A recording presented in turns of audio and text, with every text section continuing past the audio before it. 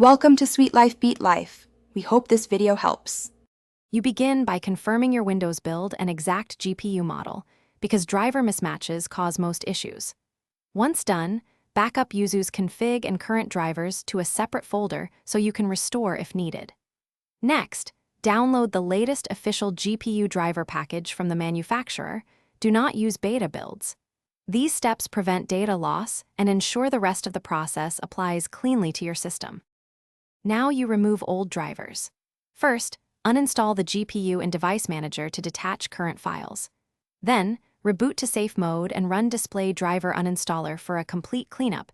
This avoids leftover conflicts.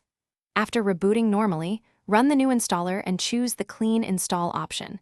That ensures fresh files and registry entries.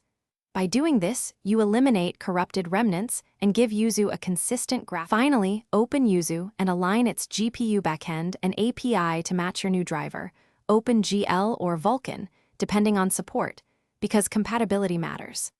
Make sure shader cache is enabled and consider asynchronous shader compilation for smoother runs. Run a short test game session and inspect Yuzu's log for errors.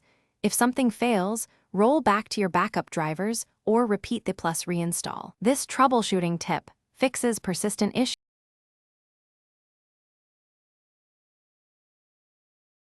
Thanks for watching. Consider subscribing if we helped you.